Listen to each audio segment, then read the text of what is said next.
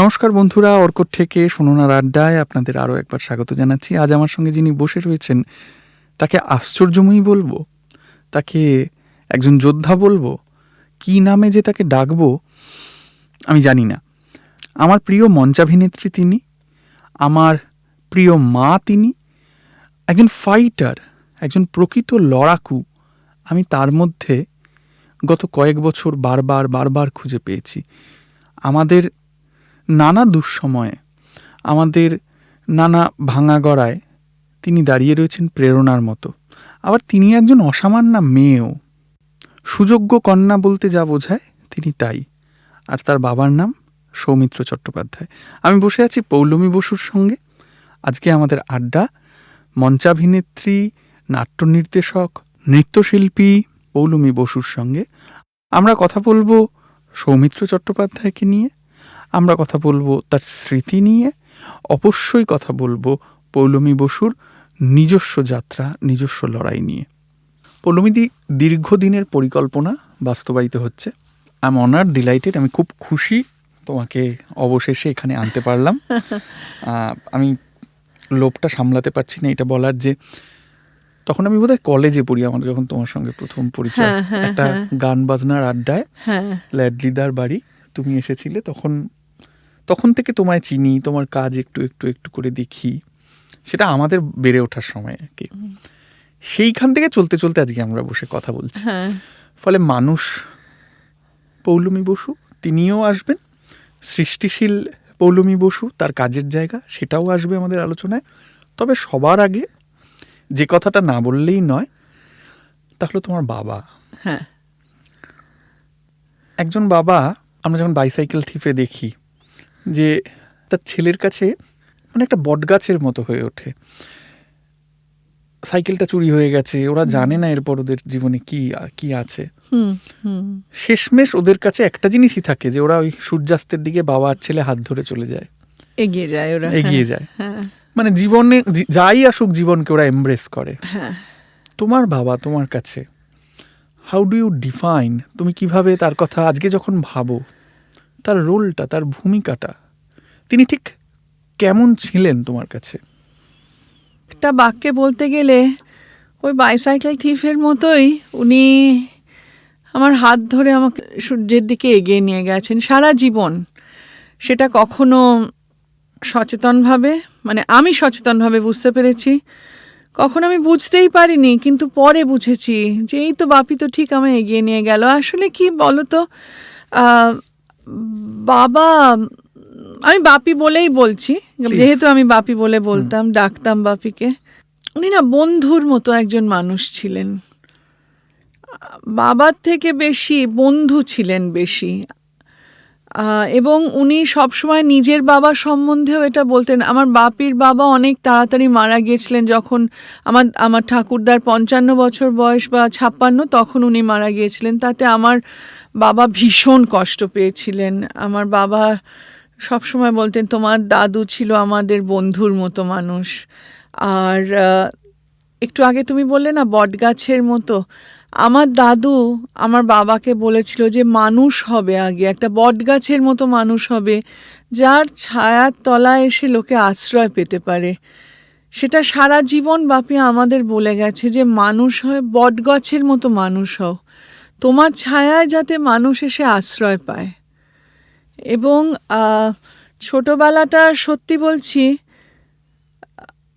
আমার বাবার উপস্থিতিটা আমরা না কোনোদিন বুঝতে পারিনি, উনি বুঝতে দেননি, বা আমাদের বাড়ির পরিবেশটাই ওরম ছিল না যে উনি এত বড় একজন ফিল্ম স্টার, সেটা আমরা কোনোদিন বুঝিনি। আমরা ভাবতাম আমি তো বিশেষ করে আমি ভীষণ আহ্লাদি ছিলাম।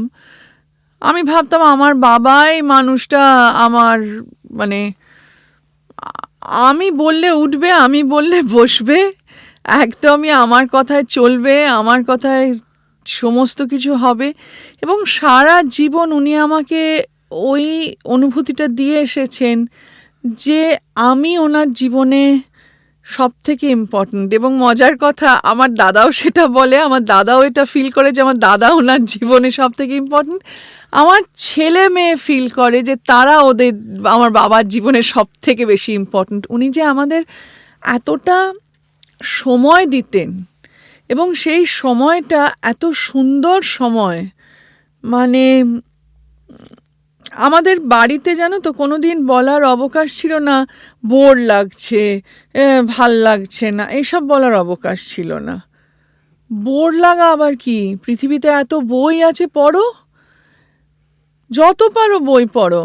এবং আমাদের কোনোদিন ওরকম দামি দামি খেলনা জীবনে কিনে দেওয়া হয়নি, কিন্তু বই যখন চেয়েছি, যা বই চেয়েছি। এবং একটা সময় ছিল আমি যত সস্তার ওই রোম্যান্টিক নভেলগুলো পড়তাম, মিলস অ্যান্ড বোন, আমার দাদা ভয়ঙ্কর ব্যথিত হতো এবং ভীষণ কষ্ট পেত যে আমি ওরকম বিচ্ছিরি বিচ্ছিরি সস্তার সব রোম্যান্স নভেল পড়ি। কিন্তু আমার বাবা মা সবসময় বলতো সব পড়ে বড় হও। তো সব বই কেনা হতো বাড়িতে, এবং আমি খুব পপুলার কালচারের দিকে ভীষণ ঝুঁকতাম সব সময়, সে বই বলো, মিউজিক বলো, যা বলো। কিন্তু কোনোদিন আমাকে, বা সিনেমা, আমাকে কোনোদিন আটকানো হয়নি। একটা খোলামেলা পরিবেশ, ভয়ঙ্কর খোলামেলা পরিবেশ ছিল। তার একটা বড় কারণ ছিল আমার মা। আমার মা সবসময় বলতো that she needs to develop a catholicity of taste, মানে ওর সমস্ত কিছু জানা উচিত, সমস্ত কিছু ওর দেখা উচিত, শোনা উচিত, শেখা উচিত, তাহলেই তো বুঝতে পারবে। তো বাপি মাঝে মাঝে ভয় পেত যে আমি যদি বুঝতে না পারি কোনটা ভালো বই, কোনটা ভালো সিনেমা, কোনটা ভালো মিউজিক, তখন মা বলতেন যে তাহলে কি তোমার নিজের ওপর কোনো আস্থা থাকছে না, বা আমরা যেভাবে ওকে বড় করছি তার ওপর তোমার কি আস্থা নেই? আমার মা ভীষণ বুদ্ধিমতী, র্যাশনাল একজন মানুষ ছিলেন। তো মা বলতে আস্থা রাখো, ওকে দেখতে দাও না যে ও কি আসলে ভালোবাসে। এবং এখন এসে আমি বুঝি আমি ঠিক সেগুলোই ভালোবাসি যেগুলো আমার বাবা মারা ভালোবাসতে আমাকে শিখিয়েছিলেন, বা সেই দিকে একটু আমাকে ঘুরিয়ে দিয়েছিলেন, আমার মুখটা সেই দিকে টার্ন করে দিয়েছিলেন। তো আমাদের বাড়ির পরিবেশটাই ওরম ছিল, খুব মুক্ত পরিবেশ একটা। এবং বাপির কাছে সব কিছু নিয়ে যাওয়া যেত। এই যে বট গাছের কথা বলছো না, সব কিছু নিয়ে যাওয়া যেত আমার বাবার কাছে। আমার বাবার ছোটবেলাতেই বলে দিয়েছিলেন যে আমার কাছে কিছু লুকোবে না, তোমরা যদি সিগারেট খাও, তোমরা যদি ড্রিঙ্ক করতে চাও, সেটা আমার সঙ্গে বসে সিগারেট খাবে, আমার সঙ্গে বসে ড্রিঙ্ক করবে, এইগুলোতে ট্যাবু রাখবে না। আমার মনে পড়ছে অঞ্জন একটা ছবি বানিয়েছিলেন আমার বাবা, অঞ্জন, হ্যাঁ, সেখানে উনি ওই অঞ্জনের বাবার ভূমিকায় অভিনয় করেন। সেখানে রণদীপও করেছিল, সেখানে রণদীপও ছিল, ছোট্ট, ওর কোনো ডায়লগ ছিল না, ছোট বাচ্চাটা, খুব ছোট তখন। তো এই কথাটা শুনে মনে পড়ছে যে ওই রকম যে ছেলে বাবার সামনে আর কিছু রাগ ঢাক রাখছে না, বাপি বলেছিল যে ওটা রাখবে না, এইগুলো খুব ফলস সমস্ত ট্যাবু, এইগুলো আমি বিশ্বাস করি না।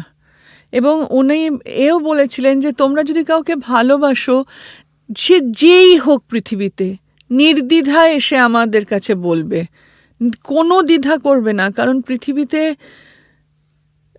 ভালোবাসার থেকে সুন্দর জিনিস কিছু নেই। এবং ভায়োলেন্স যাতে না থাকে, ভায়োলেন্স চুজ করবে না, ভালোবাসার দিকে চুজ করবে। লাভ অলওয়েজ উইন্স, এটা আমাদের বাড়ির মন্ত্র ছিল, লাভ অলওয়েজ উইন্স। এবং তাই কোনো প্রেম, কোনো ইনফ্যাচুয়েশন, কোনো পাগলামি, কোনো খুব কি বলবো, বেশ ধ্বংসাত্মক প্রেমের থেকেও সেটা কোনোদিন বাবা মার কাছ থেকে আমাকে লুকোতে হয়নি।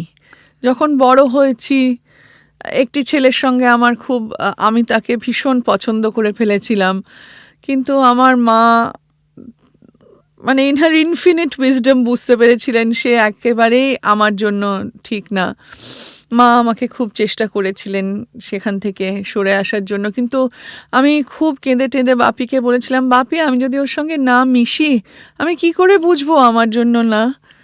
তখন আমার খুব কম বয়স, আমার বোধহয় 15 বা 16 বছর বয়স। বাপি তখন বাড়িতে একটা সঙ্গে সঙ্গে আমাদের পরিবার 4 জনের মিটিং ডেকে ফেললেন, এবং বাপি বললেন যে এটা তো অসম্ভব লজিক্যাল কথা বলেছে, সুতরাং আমি ওকে সম্পূর্ণ সমর্থন করছি ওর এই মেলামেশায়। ওকে ও মিশে বুঝুক সে কেমন। এবং সত্যি কিছুদিন বাদে আমি বুঝতে পারলাম আমাদের মধ্যে একেবারেই কোনো কিছু মিল নেই, এবং আমি সেখান থেকে সরে কিন্তু এলাম। ভাবা যায় না ওই সময় একটা বাঙালি বাড়িতে এই ধরনের একটা হ্যাঁ, freedom সেটাই আমি practice বলছি হচ্ছে। যে ওই ফ্রিডমটা খুব প্র্যাকটিস হতো, কারণ ওনাদের আস্থা ছিল। ভুল কি আমরা করিনি? প্রচুর ভুল করেছি, কিন্তু সেই ভুলটাও ওরা আমাদের করতে করতে দিয়েছেন, দিয়েছিলেন। অ্যালাউ করেছেন, রাইট। এবং সেই জন্যে জানো তো, আমার আজকে বাপি যখন নেই, আমার মনে হয় অনেক কথা তো বলা বাকি রয়ে গেছে ওনার সঙ্গে। তার মধ্যে এই কথাটা বলা বাকি রয়ে গেছে যে থ্যাংক ইউ, মানে আমাকে ভুলগুলো করতে দেওয়ার জন্যও থ্যাংক ইউ। নইলে আমি তো কিছু শিখতাম না, জানতাম না, বুঝতাম না, বা যে লড়াই এখন করি তার জন্য আমি তৈরিও হতে পারতাম না, কারণ ভুলগুলো করেছিলাম বলে আমি আজকে মানে আমি লড়তে পারি, আমি যুদ্ধ করতে পারি। পৌলোমিদি, 60-এর দশক মানে বাংলা সংস্কৃতির একটা খুব আগুন দশক, নানা কারণে, রাজনৈতিক কারণে তো বটেই। সৌমিত্র চট্টোপাধ্যায় রাজনৈতিক ঝোঁক কারো অজানা নয়, আবার সাংস্কৃতিক কারণেও, কেননা 3জন ডাকসাইটে ফিল্ম মেকার, তারা মধ্য গগনে খ্যাতির। তোমার বাবার বন্ধু চলচ্চিত্রে রয়েছে, চিত্রকলায় রয়েছে, নাটকে রয়েছে, কোথায় নেই, যাত্রাতেও রয়েছে। বাবার বন্ধুরা ছোট থেকে যা দেখেছো, মানে ওরা সবাই 60-এর দশকের ফসল, আমি এইভাবে ভাবি আর কি, ভাবতে পারি। তোমরা বড় হতে হতে তাদেরকে দেখেছো, তারা বাড়িতে আসতে যেতে দেখেছো।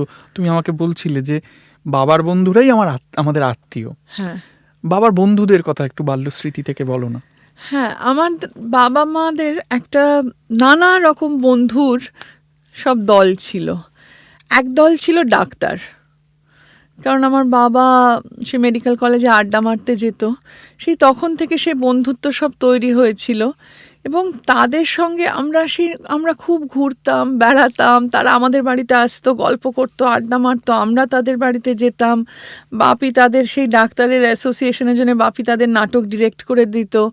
এবং তারা একজন ছিলেন ডক্টর দীপেন বাগচি, একজন ডক্টর অমিতাভ রায়, একজন ডক্টর সুনীল গুপ্ত কবিরাজ, এরকম অনেক ডাক্তার ছিলেন এবং বাপির খুব খুব কাছের, একদম নিজের প্রায় দাদার মতো ছিলেন ডক্টর রবীন্দ্রনাথ চক্রবর্তী, বিশ্বজিৎ চক্রবর্তীর বাবা, অভিনেতা বিশ্বজিৎ চক্রবর্তীর বাবা। তাদের সঙ্গে আমরা এত ভালো ভালো স্মৃতি আছে। ওই সেই সেলুন গাড়ি করে আমরা কলকাতা থেকে, খড়গপুর থেকে গেলাম ওই আরাকু ভ্যালি, এইসব দেখতে টেকতে। তো তাদের সঙ্গে না একটা খুব ভাইব্রেন্ট, খুব খুব জীবন্ত একটা বাপিদের আড্ডা হতো। এবং নানা বিষয়, এই যে বাপির চিকিৎসা শাস্ত্র, বাপির আসলে নানা বিষয়ে খুব আগ্রহ ছিল।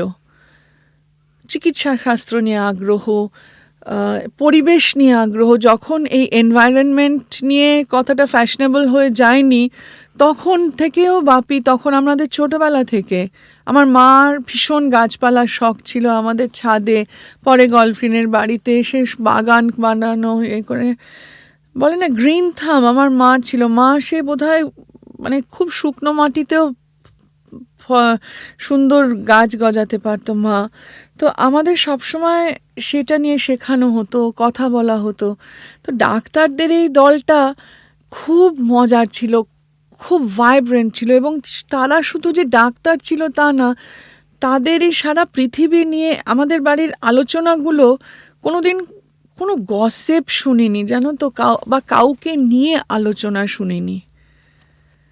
তারপরে এবং নাচ গান, হুল্লোড় টুল্লোড়। হ্যাঁ, আমাদের বাড়িতে ফিল্মি লোকজন খুব কম এসছে। তাও বাপির বন্ধু ছিল সমিত ভঞ্জ এসছেন, শুভেন্দু চট্টোপাধ্যায় বা স্বরূপ দত্ত, এরকম। কিন্তু সেই অর্থে ফিল্মি সেরম আড্ডা ছিল না। সাহিত্যের লোক বলতে তো মানে কি বলবো, শক্তি চট্টোপাধ্যায়, সুনীল গঙ্গোপাধ্যায়, অমিতাভ কাকু, এরা সব ছিল। এরা আসতেনও, বাপিও ওদের বাড়ি যেতেন। শক্তি কাকু সে নানা রকম গল্প আছে, কিছু বলা যায় কিছু বলা যায় না। কিন্তু আর সুনীল গঙ্গোপাধ্যায় সম্বন্ধে আমার ছোটবেলা থেকে যাকে বলে আমার একটা ক্রাশ ডেভেলপ করেছিল। মানে তখন বড় হচ্ছি, নীল লোহিত পড়ছি, এবং আমার মনে হচ্ছে ও বাবা আমি ভেসে যেতে পারি নীল লোহিতে। মানে আর আমার দাদার আবার শক্তি কাকু, আমার দাদা বলতে অজ্ঞান ছিল, আমার দাদা শক্তি কাকু বলতে অজ্ঞান একদম। তো তারা আসতেন বাড়িতে, এবং তখন যে আলোচনাটা হতো সেটা বেশিরভাগ সময়, আমি সত্যি কথাই বলছি, আমার মাথার ওপর দিয়ে বেরিয়ে যেত। আমার দাদা না, আমার দাদা খুব আমার দাদা অসম্ভব লেখাপড়া করা একজন মানুষ।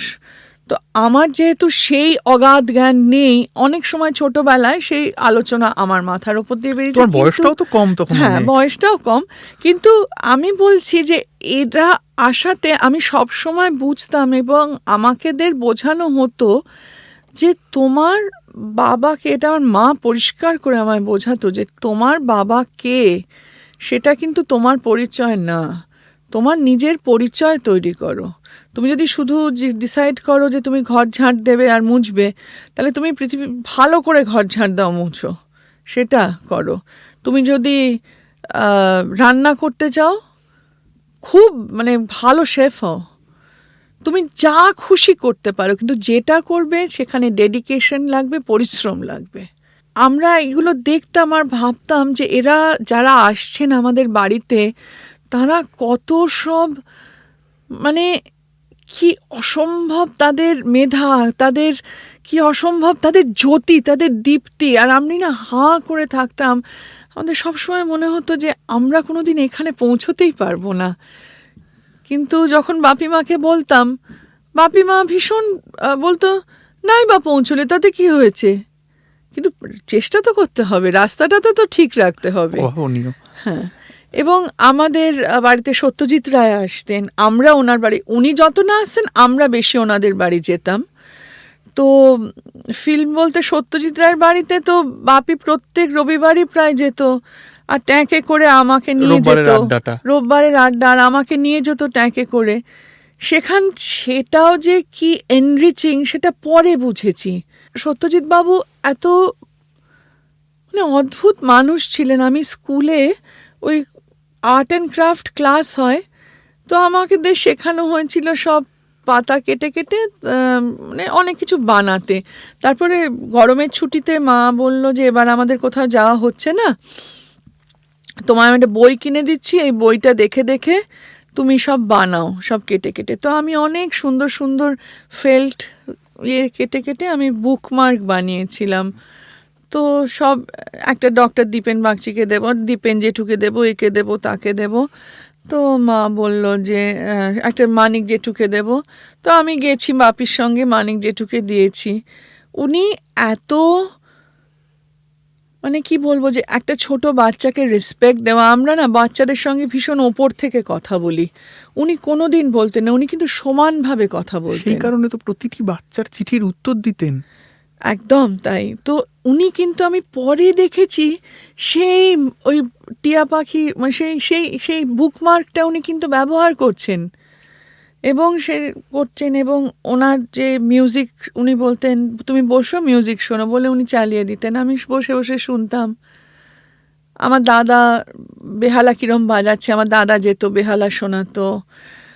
উনি যেভাবে আমাদের সঙ্গে কথা বলতেন বা ডিল করতেন, আমি না এখন ভাবি যে সেটাকে আমি হয়তো টেকেন ফর গ্রান্টেডই আমরা নিয়েছিলাম, কিন্তু সেটা হয়তো টেকেন ফর গ্রান্টেড হিসেবে নেওয়া উচিত ছিল না, কারণ ইট ওয়াজ আ ব্লেসিং। মানে আরেকজনদের সঙ্গে আমাদের ভীষণ পারিবারিক সম্পর্ক অসম্ভব ভালো ছিল, সেটা হচ্ছে তপন সিনহা। তপন সিনহা আর অরুন্ধতী দেবী, ওদের বাড়ি যেতাম, থাকতাম, খেতাম, একসঙ্গে বাইরে যেতাম আমরা। তারপরে ওনাদের যে বড় মেয়ে, ওনার হাজব্যান্ড চা বাগানে ছিলেন, আমরা আসামে সেই বেটি বাড়ি টি এস্টেটে ওদের বাড়ি থাকতে গেলাম, চা বাগানে অনেক দিন। তো এই ধরনের লোকজন খুব আমাদের বাড়িতে চারপাশে ছিল। আমার মার খেলার জগতের লোকজন আসতো, খুব ব্যাডমিন্টনের প্রকাশ পাড়ুকোন এসছে আমাদের বাড়িতে বেশ কয়েকবার, তারপরে এরকম সতীশ ভাটিয়া, দীনেশ খান্না, এরকম অনেক সব all India players, Dipu Ghosh. বাপির ভয়ঙ্কর রকম বন্ধু ছিল পিকে ব্যানার্জি, আর দুজনেই দুজনকে বন্ধু বলে ডাকতো। আমি এর মধ্যে একটা ভীষণ মজার চিঠি পেলাম, সেটা বাপির হাতের লেখা না বলে বুঝলাম যে এটা পিকে কাকুর হাতের লেখা। দুটো চিঠিতেই তো বন্ধু লেখা, সেই হ্যাঁ, কারণে একজন লিখেছে বন্ধু বলে, সই করেছে বন্ধু বলে, মানে কে কোন বন্ধু আমি বুঝতে দেখলাম যে মানে চিঠিটাতে হচ্ছে যে একজন তোমার সঙ্গে দেখা করতে যাবে, তুমি একটু দেখা করে যদি পারো সাহায্য করো, কিন্তু কোন বন্ধু লিখেছে বোঝা যাচ্ছে না। হাতের লেখা দেখে বুঝতে পারলাম পিকে কাকু লিখেছে। কি অপূর্ব সমানুভূতি, মানে সবাই একে অন্যকে সমান মর্যাদা দিচ্ছে, এটাই বোধহয় আমরা হারিয়ে ফেলেছি। তো এইরকম নানা রকম বাপির বন্ধু, এইটা না বললে নয়। বাপ আমাদের বাড়িতে দিন বলবো না, বছর, বহু বছর আমাদের বাড়িতে থাকতেন আশু মুখার্জি, যিনি ৩ ভুবনের পারে ডিরেক্ট করেছিলেন। মুখার্জি না ব্যানার্জি, ভুলে গেছি, হ্যাঁ। আর নৃপেন গঙ্গোপাধ্যায়, উনি ভম্বল সর্দার ডিরেক্ট করে ন্যাশনাল অ্যাওয়ার্ড পেয়েছিলেন। উনি আরেকটা ন্যাশনাল অ্যাওয়ার্ড পেয়েছিলেন জলদাপাড়া ডকুমেন্টারি করে। নৃপেন গঙ্গোপাধ্যায় আর নির্মাল্য আচার্য, ওনারা আমাদের বাড়িতে থাকতেন, মানে রাত্রিটা আমাদের বাড়িতে কাটাতেন। কারণ রোজ রাত্রিরে বাপির কাজের পর এবং সবার কাজের পর আমাদের বাড়িতেই খেতেন, আমার মা রান্না করতেন, এবং তাদের এবং আমার মাও, এরা আমার বাবা মা এবং এরা 5জন মিলেও, অজিত লাহিড়িও মাঝে মধ্যে থাকতেন, film maker director Ajit Lahiri. এদের সেই সারা প্রায় রাত 2টো অবধি মানে পৃথিবী সম্পর্কে আলোচনা, সব বিষয়, মানে socialism, communism, capitalism, cinema, theatre, গান, বই, সাহিত্য, সব নিয়ে। সেটা যেহেতু কোনোদিনই 2:30-3টের আগে শেষ হতো না, ওরা থেকেই যেত। সুতরাং দিনের পর দিন মানে আমাদের বাইরে ঘরে তোষক বালিশ টালিশ সবই রাখা থাকতো, এবং সেটা বছরের পর বছর। এবং নৃপেন গাঙ্গুলি, বাপি ন্যাপাদা বলতো, আমরাও ন্যাপাদা বলতাম, আমার ছেলে মেয়েও পরে ন্যাপাদা বলে। ন্যাপাদা ছিল আমাদের আরেকজন পেরেন্ট, মানে আমার দাদাকে নিয়ে। অম্বরীশদা এসেছিলেন এখানে পডকাস্টে, উনিও ওনার কথা বললেন যে ওদের একজন পেরেন্ট ছিল। আমাদের ন্যাপাদা কিছুদিন আগে মারা গেল। অ্যাকচুয়ালি বাপি চলে যাওয়ার পর সবাই চলে গেল। ভয়ঙ্কর শূন্যতা একটা তৈরি হয়েছে আমার তো, ভয়ঙ্কর রকমভাবে। কিন্তু ওই ন্যাপাদা ছিল, মানে যতদিন ন্যাপাদা বেঁচে ছিলেন, যখন ন্যাপাদা হাঁটতেও পারতেন না, ন্যাপাদা কিন্তু ফোন করতেন রোজ, মিঠিল ভাইটু কেমন আছে, তুমি কেমন আছো, ভাইটুর কি ইমপ্রুভমেন্ট হলো। আমি বললাম ন্যাপাদা তুমি কাল সকালেই আমায় ফোন করেছো, আজকে কি হবে বলো তো। ন্যাপাদা বলতো যে তাও তোমার লড়াই থামলে চলবে না, মনের জোর হারালে চলবে না, দেখো যদি হয়, কালকে আবার হয়তো হবে, আমি কালকে ফোন করব। এইরকম মানুষগুলো আমার জীবন থেকে না আস্তে আস্তে সবাই চলে গেল। সুতরাং আমার বাবার বন্ধু বান্ধবের এই সার্কেলটা না, সেটা একটা আমার আর আমার দাদার জীবন জুড়ে একটা বিশাল সার্কেল ছিল। জীবনকে ভালোবাসতে শিখিয়েছে, জীবনকে বুঝতে দেখতে শিখিয়েছে, এবং জীবনকে না আলিঙ্গন করতে শিখিয়েছে। যাই হোক পৃথিবীতে, আমার মার বন্ধুরা, তারাও আমার বাবারও খুব বন্ধু ছিল সবাই। ঝর্ণা মাসি, রুচিরা মাসি, বুলবুল মাসি, এরা সবাই আসতো, তাদের হাজবেন্ডরা, সেটাও আরেকটা বড় গ্রুপ ছিল। তাদের সঙ্গে সময় কাটানো, তাদের বাড়িতে সময় কাটানো, তাদের সঙ্গে বাইরে যাওয়া। আমার বাবার ওই রকমভাবে আসলে এই বাবা মার ওরাই ছিল আত্মীয়, ওরাই ছিল একটা, কি বলবো, ওরা আমাদের খুব প্রাণ ছিল, ওরা আমাদের একটা খুব বড়, কি বলবো, একটা আমাদের সাপোর্ট সিস্টেম ছিল।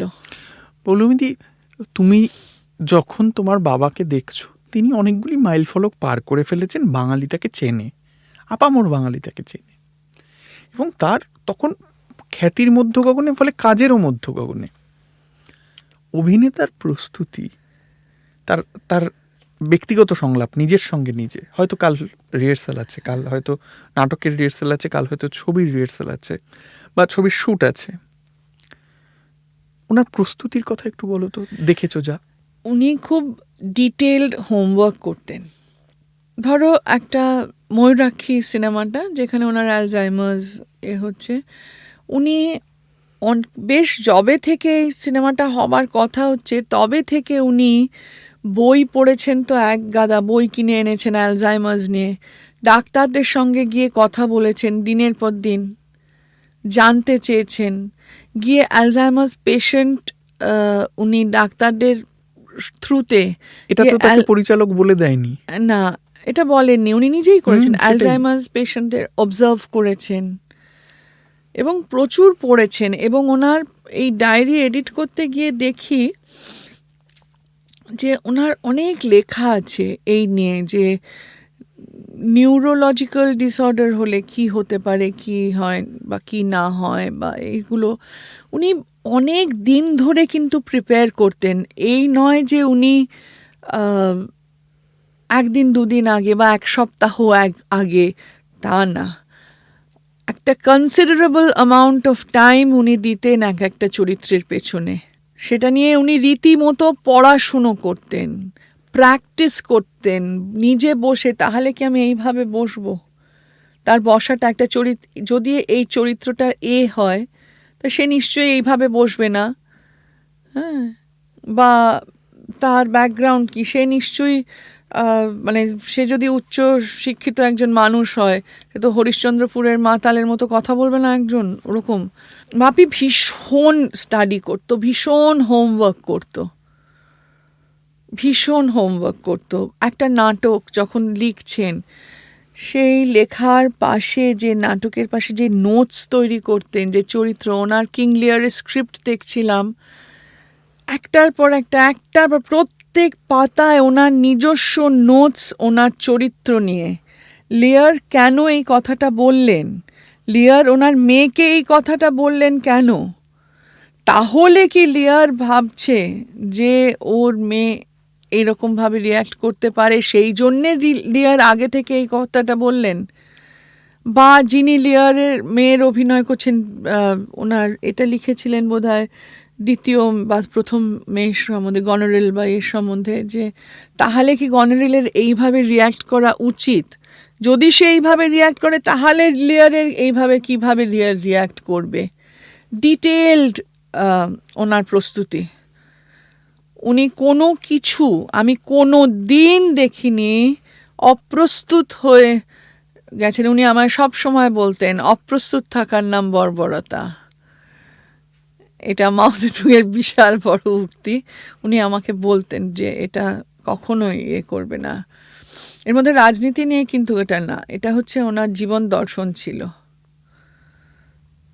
একদম। এবং ওনার কাজের, উনি কোনো দিন আমাকে যখনই বলতেন, তারপর উনি বলেছিলেন আমাকে একবার, অনেকবারই, একবার না বারবারই বলতেন, যে শিশির কুমার ভাদুড়ী ওনাকে সবসময় বলেছেন যে টেক্সটটাকে খুব খুঁটিয়ে খুঁটিয়ে পড়বে। টেক্সটের মধ্যেও যে একটা সাবটেক্সট আছে, সেটা সবসময় গোয়েন্দার মতো, গোয়েন্দা শব্দটা ব্যবহার করতেন, গোয়েন্দার মতো সেটাকে তুমি খুঁজে বার করবে, ওই সাবটেক্সটটা।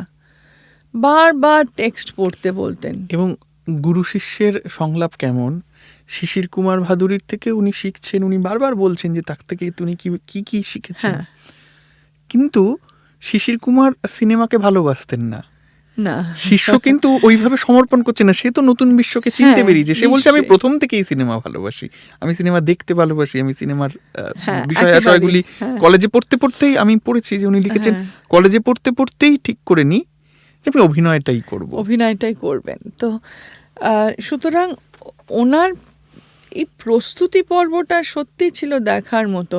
নিজেকে তৈরি করতেন ছোটবেলা থেকে। আমাদের বিকেলে খুব, যেটা বলেছিলাম, আমার বাবা মা বিশ্বাস করতেন আমরা খুব খেলাধুলো করে বড় হব। আমি তো খেলতে চলে যেতাম বিকেলে পাড়ায়, সে পিট্টু থেকে কিং কিং, ক্রিকেট, ফুটবল, মানে যা পেরেছি তাই খেলতাম আমরা, যেটা খুব আমার মনে হয় খুব হেলদি। আমার মনে হয় সব বাচ্চারই খেলা উচিত। সে দৌড়ো, সে পড়ে যাওয়া, পা ছড়ে যাচ্ছে, পাঁচিলে উঠে নামতে গিয়ে হাতে হলো, মানে কত কী যে করেছি ছোটোবেলায়, সেটা সবই খুব আমাকে এনকারেজই করা হতো। কোনো রকম বাধা দেওয়া তো দূরের কথা। যখন বাড়ি ফিরে আসতাম তখন ছিল সন্ধে হয়ে গেলেই আলো নেবার আগে বাড়ি ফিরে, মানে স্ট্রিট লাইট জ্বলার আগে বাড়ি ঢুকে যাবে, তো রাস্তার ল্যাম্পগুলো জ্বলার আগে আমরা বাড়ি চলে যেতাম। হাত মুখ ধুয়ে বাপি পড়তে বসার আগে বাপির সঙ্গে বসতাম। বাপি নিজের গলা সাধতো, গলা প্র্যাকটিস করতো হারমোনিয়াম নিয়ে, আমাদেরও করতে হতো। আর আমি বিশেষ করে করতাম, কারণ আমার একটা ন্যাক ছিল, অভিনয়ের ন্যাক ছিল, গানের ন্যাক ছিল। তো অনেক গান তখন বাপির কাছে শিখেছি। বাপি বলতো গলার রেওয়াজ করো, আমি এখনও করি, এখনও প্র্যাকটিস করি। খবরের কাগজ পড়াতেন একটা স্কেলে, তারপর আরেকটা স্কেলে, তারপর আরেকটা স্কেলে। কবিতা পড়াতেন একটা স্কেল, প্রথম লাইনটা হচ্ছে সা, মধুমাঝির ওই যে নৌকাখানা রে, বাধা আছে রাজগঞ্জের ঘাট, এরম করতে করতে যেতাম। তো এইগুলো উনি করতেন, প্রচণ্ড এগুলো প্র্যাকটিস করতেন। প্রচুর গান শিখেছি ওনার কাছে। সলিল চৌধুরীর গান বাপির কাছে গলা সাধতে বসেই গান শিখগুলো, ওই সলিল চৌধুরীর গানের ইন্ট্রোডাকশন, তারপরে আইপিটি এর গানের ইন্ট্রোডাকশন ওই তখন থেকেই, মানে ওইখান নইলে আমি জানতামও না। আর তখন তো ইউটিউব ছিল না যে হাতের কাছে থাকবে। তারপর আমাদের খুব রেকর্ড কিনে দিতে, আমাদের বাড়ির দুটো স্তম্ভ ছিল, বই আর সঙ্গীত, এই দুটো আমাদের বাড়ির দুটো স্তম্ভ ছিল। আর দুজন ঠাকুর ছিল, রবীন্দ্রনাথ ঠাকুর আর সত্যজিৎ বাবু, এটাই আমাদের বাড়ির ছিল। তো বাপি সেইভাবে নিজেকে তৈরি করতো, এই যেভাবে গলা সাধা, গলার রেঞ্জগুলো বাড়ানো, গলার রেঞ্জ বেসে নিয়ে গিয়ে গলা তৈরি করা, কত উঁচুতে গলা যাতে না চিড়ে যায়, মানে কিভাবে যে বাপি এগুলো করতো। এবং সেগুলো আমাকেও ছোটোবেলা থেকে, মানে আমার এটাই আমার ভালো লাগে এখন ভেবে, যে উনি তো আমায় বলতেই পারতেন যাও তুমি তোমার ঘরে গিয়ে পড়তে বসো, কোনোদিন বলেনি। উনি বলেন তুমি আমার সঙ্গে বসো, আমার সঙ্গেই করো এগুলো। ওইগুলো করতে গিয়ে তো আরেকটা দরজা জানলা খুলে গেছে না, মানে এটা একটা প্যারেন্টিং এর একটা খুব বড় নিদর্শন। হ্যাঁ, আরেকটা জানলা দরজা খুলে গেছে। এবং আমার বন্ধুরা যখন খেলে টেলে আমার সঙ্গে, ধরো কোন বন্ধুরা বাড়ি এলো, ওদেরও বাপি মা বসিয়ে দিল। সুতরাং আমি, মা, দাদা, বাপি, আমার 2 বন্ধু বা 3 বন্ধু সবাই মিলে গান করছি বা গলা সাধছি বা সারেগামাপা করছি। আর পড়া না, আমাকে আমার বাবা মা অত চাপ দিত না, যে আমার মনে আছে বিরাট কিছু হতে হবে, বিরাট কিছু না, খুব। আর বাপি তো দিতই না, তাই নিয়ে মার সঙ্গে একটু খটামটো লাগতো আমার বাবার, কিন্তু বাপি না একদম কোনো বিষয় কোনো চাপই দিত না। মা বলতো একটু চাপ ওদের দেওয়া উচিত, কিন্তু বাপি খুব মানে নরম ছিল, ভীষণ নরম ছিল। মারা তো ছেড়ে দাও, কোনোদিন মারধর খায়নি। বাপি বকতেও একদম পারতো না, বাপি খুব গম্ভীর হয়ে যেত যদি মনে হতো যে আমরা কিছু ভুল করেছি বা অন্যায় করেছি। তো সেইটা এইভাবে ফিরে আসি প্রস্তুতিটা নিয়ে। তো এইভাবে হচ্ছে গলা। তার আগে তো বললাম যে একটা চরিত্র নিয়ে কি প্রচণ্ড রিসার্চ বা সিনেমার সাবজেক্ট নিয়ে রিসার্চ, প্রচণ্ড ভয়ঙ্কর রকম রিসার্চ। একটা চরিত্র নিয়েও তুমি বললে যে একটা চরিত্র হয়ে ওঠা, এবং শরীরটাকে হাঁটা প্র্যাকটিস করা।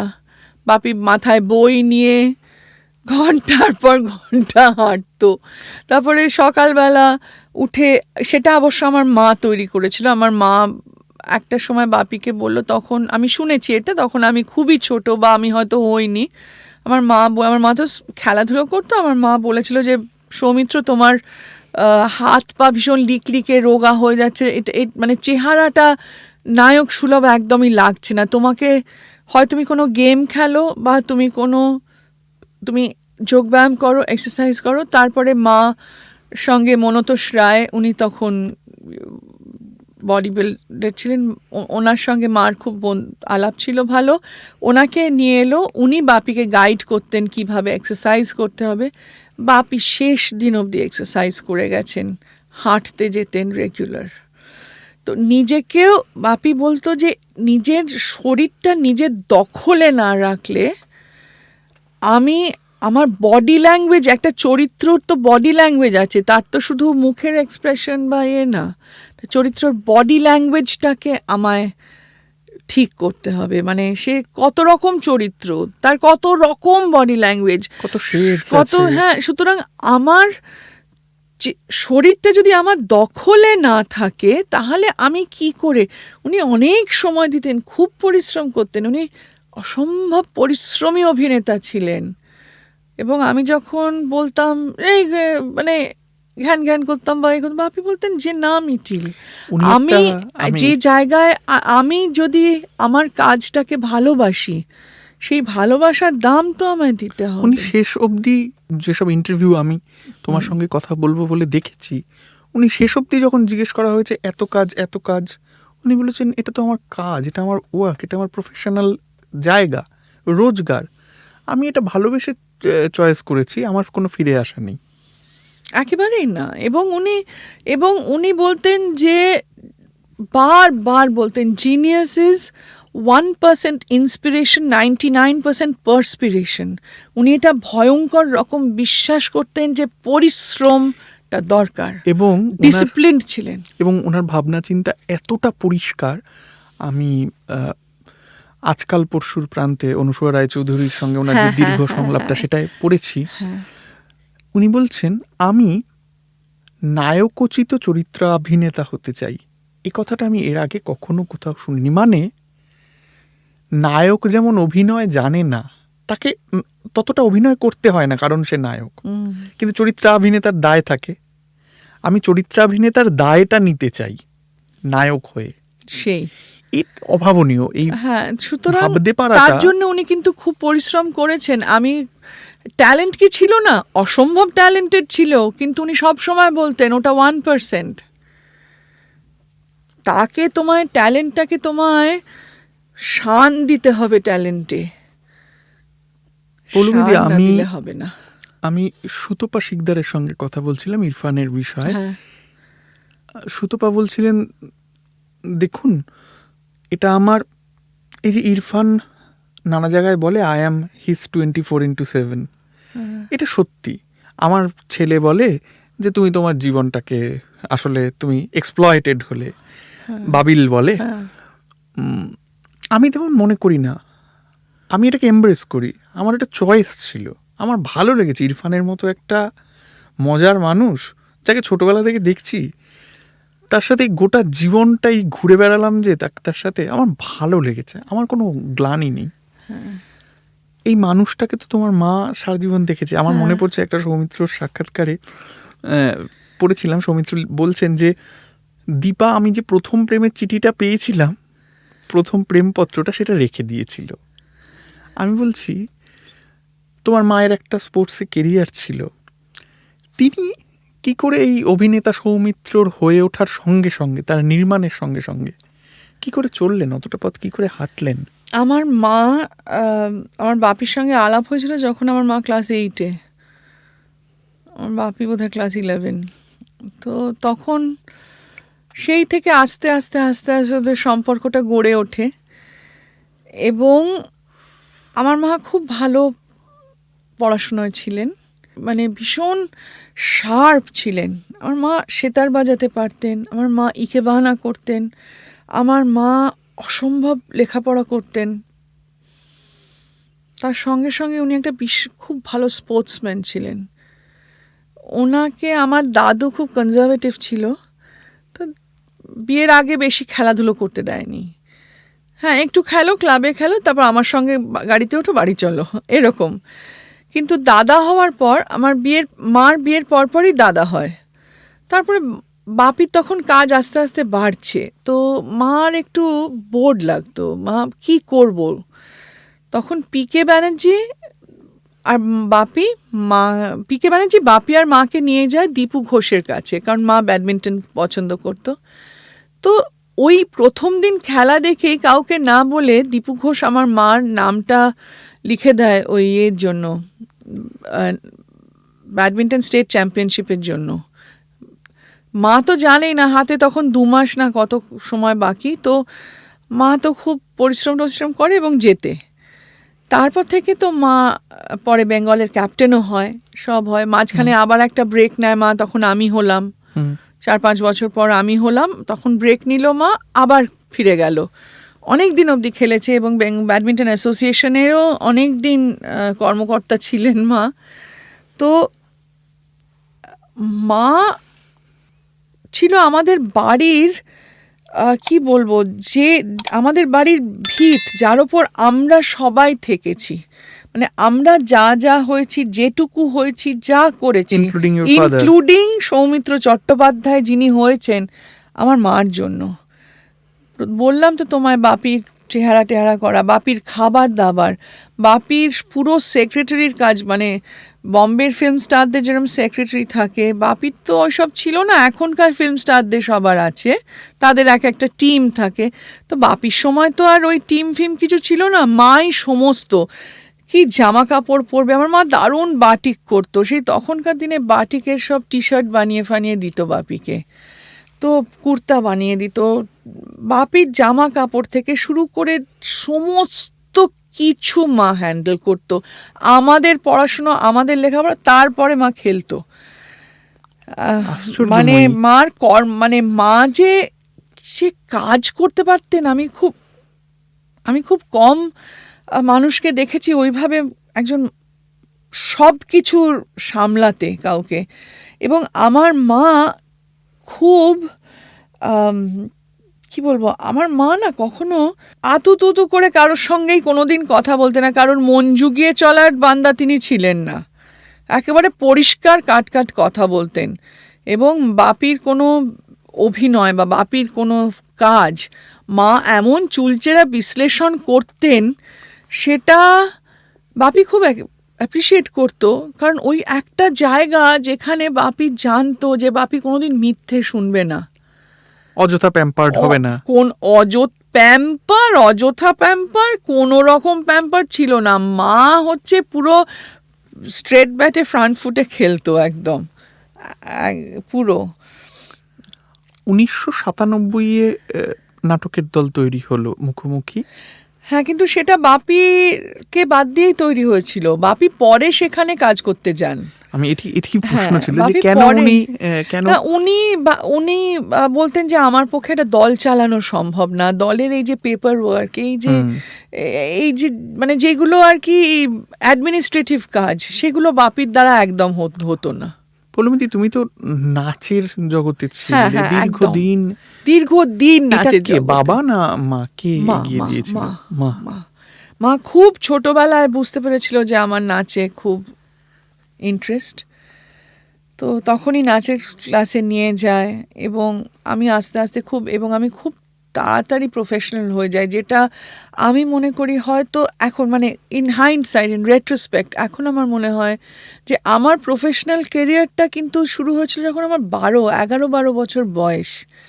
তখন আমি তখন তো সব ওই মিউজিক কনফারেন্সেস হতো, সব সঙ্গীত সমারোহ, সব জায়গায় নাচতাম। মানে আশিস খান বাজাচ্ছে, তার আগে আমি নাচছি, রবিশঙ্কর বাজাচ্ছে, তার আগে আমি নেচেছি, হরিপ্রসাদ চৌরাসিয়া, আমি নাচছি। আমি প্রচুর এরকম নেচেছি। সুতরাং ওই এটা আমার নেই, ওই দুঃখটা না নেই যে আমার নাচ হয়তো অল্প থেকে গেল। আমি চুটিয়ে প্রাণ ভরে আনন্দে নেচেছি, কিন্তু সেটা কোয়েনসাইড করেছে আমার স্কুল লাইফের সঙ্গে পুরোটা। 12 বছর টু 18 বছর, মানে পুরোটা কোয়েনসাইড করেছে। বাবা এই জার্নিটা সম্পর্কে তার কি ছিল? উনি খুব, আমি তো বললাম আমার বাড়িতে ছিল যেটা করবে পরিশ্রম করে ভালো করে করো, আমরা তোমার পাশে আছি। মানে আমার বাবা একবার এরমও বলেছিল যে তুমি যদি ভালো জমাদার হতে চাও, আমি তোমার পাশে আছি, খুব ভালো জমাদার হও। উনি কোনো কিছুই উনি নিচুকভাবে দেখতেন না এবং সিরিয়াসলি দেখতেন না, এটাকে উনি লোক দেখানো না, সিরিয়াসলি উনি এই সমস্তগুলো দেখতেন না, মানে কাউকে ছোট করে দেখতেন না। সুতরাং আমি যখন নাচছি, ওরা আমার বাপি মা যে প্রত্যেকটা নাচের অনুষ্ঠানে আমাকে নিয়ে গিয়ে অন্যদের নাচ দেখানো, কমলা লক্ষ্মণ, ইয়ামিনী কৃষ্ণমূর্তি, বৈজয়ন্তী মালা, কার না পদ্মা সুব্রমণিয়াম, সবার প্রোগ্রামে নাচ দেখতো ওরা। খুব ইন্ডিয়ান ক্লাসিক্যাল নাচের, স্পেশালি ভরতনাট্যম, কথাকলি, এইসবের খুব পৃষ্ঠপোষক ছিলেন আমার বাবা মা। ক্যালকাটা কথাকলি ক্লাবের আমার বাবা মেম্বার ছিল। আমরা রেগুলার, ওদের প্রত্যেক মাসে একটা করে অনুষ্ঠান হতো বালিগঞ্জ শিক্ষা সদন স্কুলের ওই ছোট হলটাতে, আমরা প্রত্যেক মাসে যেতাম। অসাধারণ অসাধারণ কালামান্ডলাম রামান কট্টিনার, কালামান্ডলাম গোপী, কত আর্টিস্টদের যে নাচ দেখেছি, যে কত কেলুচরণ মহাপাত্র, উফ! আমার না, আমি সে একদিন ভিক্টোরিয়া ওনার নাচ দেখতে গিয়ে কেলুচরণ মহাপাত্র উনি রাধা হয়ে ডাকছেন কৃষ্ণকে, আমি দেখে মানে আমার বলতে গিয়ে চোখে এখন জলছে, আমি অভিভূত হয়ে গিয়ে হাউ হাউ করে কেঁদেছি। অন্য কোনো বাবা মা হলে হয়তো কিছু হয়তো, কিন্তু আমার বাবা মা আমাকে, আমার এই ফিলিংটাকে এত নার্চার করলো তারা। আমি আজ সত্যি আমি যা পেয়েছি, আমার আর কিছু চাহিদা নেই আর জীবনে। কারণ আমি দেখেছি আমার বাবা মা আমার ওই কান্নাটাকে ওরা নার্চার করলো। আমি সেই পরের দিন স্কুল যেতে পারিনি। আমার বাবা মা যেতে বলেছে, ঠিক আছে তুমি যেও না, তুমি ওইটা নিয়ে থাকতে চাও তো থাকো, ওটা নিয়েই থাকো। কটা বাবা মা বলো তো এটা অ্যালাউ করে যে আমি একজনের নাচ নিয়ে থাকবো বলে আমি স্কুল যাব না? কিন্তু আমার বাবা মা সেদিন অ্যালাউ করেছিলেন আমাকে না যেতে। আমার মা যে এতটা আমাকে এগিয়ে দিয়েছিল, এবং আমার মা কিভাবে আমার পাশে থেকেছে আমার সেই পুরো নাচের ক্যারিয়ার অবধি, আমার যতদিন না আমার ছেলে হয়েছে। মানে আমার কস্টিউমস কী হবে, সে যেটা বাপির জন্য করেছে আমার জন্য করেছে। এবং আমি তো আমার সমস্ত, তখন যদি রাগ হতো বা যে বিরক্তি হতো, সমস্তটাই মার ওপর দিয়ে যেত। মা সমস্তটা নিত আমার থেকে। সেটাও আমার কোনোদিন মাকে বলা হলো না। মা এত তাড়াতাড়ি দুম করে চলে গেল যে আমি বলছি যে আমার খুব ভালো লাগছে আজ এখানে এসে, যে আমার বাবা মা নিয়ে আমি এই কথাগুলো বলতে পারছি। কারণ আমি জানি না আমি আমার বাবা মার মতো মা হতে পেরেছি কি না, কিন্তু তারা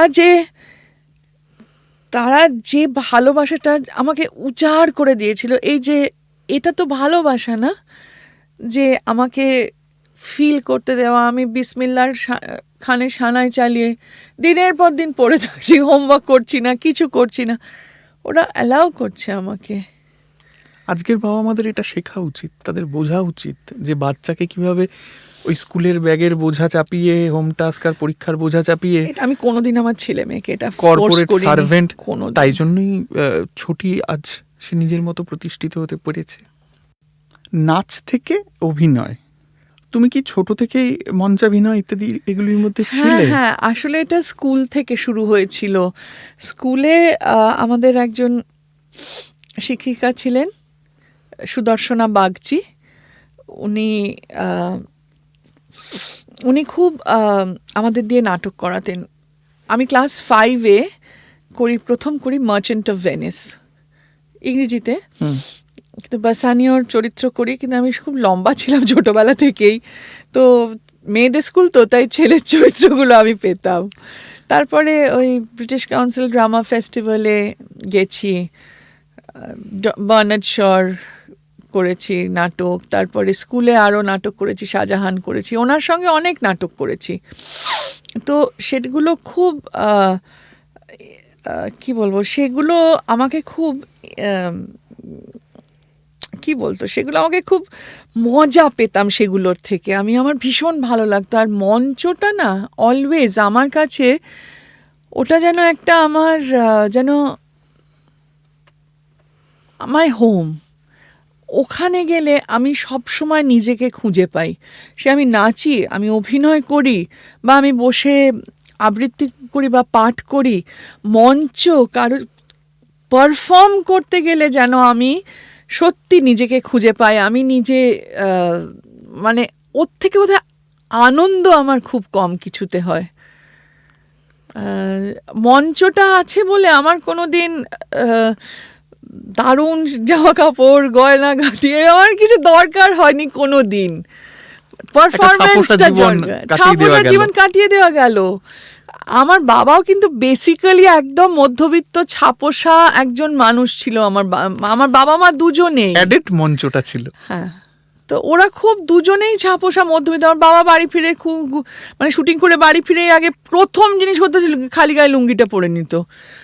লুঙ্গি পরে গল্প করতে, মুড়ি খেতে খেতে করতে করতে গল্প, মানে উনি খুব মধ্যবিত্ত ছিলেন। আমরা মধ্যবিত্ত পাড়ায় বড় হয়েছি। আমার সব বন্ধু বান্ধবী মধ্যবিত্ত, মানে আমার মানে খুব একটা আমরা নেই। আমার হচ্ছে ওটা আমার নেশা, মঞ্চ। আসলে এত ছোটবেলা থেকে মঞ্চে। হ্যাঁ, আমি নাচ তো শুরু করেছি এত কম বয়স থেকে, তারপরে প্রফেশনালি নাচি 11 বছর বয়স থেকে। সুতরাং ওটা ছিল, স্কুল ছিল, ওই সময়টা করছি। তারপরে 18 বছর যখন আমি জাস্ট কলেজে ঢুকছি, হ্যাঁ ঢুকেছি, উৎপল জেঠু, শোভা জেঠিমা মাকে ফোন করে বললেন যে বিষ্ণুপ্রিয়া জার্মানি যাচ্ছে, বিষ্ণুপ্রিয়ার ওই রোলটা, আজকে শাহজাহানের রোলটা যদি মিটিল করে দেয়। তো মা বলল হ্যাঁ নিশ্চয়ই। বাপি বলল হ্যাঁ তাহলে তো শিখতে পারবে, যাক ওখানে। তো সঙ্গে সঙ্গে আমাকে ওখানে পাঠিয়ে দেওয়া হলো। আমি বোধহয় 2 না 3টে রিহার্সাল দিয়ে, তখন শাড়িও পরতে পারতাম না। আমার মনে আছে সবাই আমায় শাড়ি পরিয়ে দিত, করতো, মানে আমি খুব মানে প্র্যাকটিক্যাল বা পাকা ওরকম ছিলাম না।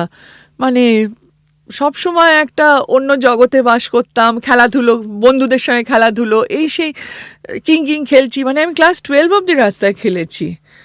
আমার কোনো ছিল না, আমার বাড়ি থেকে যেহেতু কোনো রকম আপত্তি ছিল না, আমরা খুব খোলামেলাভাবে বড় হয়েছি। তো তারপরে গিয়ে উৎপল দত্ত, ওনার সঙ্গে বাপি সব সময় বলতো যে ওনাকে অবজার্ভ করবে, ফলো করবে। ওনার কাছ থেকে অনেক কিছু শিখেছি। বলো। ওনার প্রিসিশন, অভিনয়ের প্রিসিশন, ওনার অভিনয়ের ক্ষুরোধার, মানে কি বলবো। ওনার সঙ্গে যখন আমি অভিনয় করছি, ওই জায়গাটা, ওথেলোর ডেসডেমোনা, ওই আজকে শাহজাহানের ওই সিনটা, ওই পুরো একটা সিন। আর আমাকে বোধহয় বেসিক্যালি নেওয়া হয়েছিল, আমি ইংরেজিটা বলতে পারতাম বলে, আমার যতদূর ধারণা। কারণ আমার তো তখন ওদের কি করে, ওরা আমি অভিনয় করতে পারি না পারি ওদের তো জানার কথা না। ওরা জানে আমি নাচি, সেইটুকুই জানে যে নাচের ইয়ে। কিন্তু ইংরেজিটা বলতে পারতাম, নিয়েছিল। আমি দেখতাম এবং তখন আমি রিয়েলাইজ করেছিলাম যে উল্টো দিকে যদি একজন ভালো অভিনেতা থাকে না, তোমার নিজে ক্রাফটটা তখন কত তৈরি হয়ে যায়। তো ওটা আমার ভীষণ ভালো লাগতো। আর অদ্ভুতভাবে একদম সিনের শেষে দেখাচ্ছি উনি সত্যি গলা টিপে ফেলছেন, মানে উনি এত ইনভলভড হয়ে গেছেন। তারপরে কুঞ্জবাবু জিজ্ঞেস করছেন তোমার লাগেনি তো? আমার ডায়লগটা ছিল না লাগেনি, মানে বেশি লাগেনি। ওটা না আমি যখন বলতাম আর আমি ওনার চোখের দিকে তাকাতাম, চোখ দুটো না জল জল জল জল করছে। আমি ভুলতে পারি না। অনেক কিছু শিখেছিলাম, কি করে স্টেজে দাঁড়াতে হয় তখন তো জানতামই না।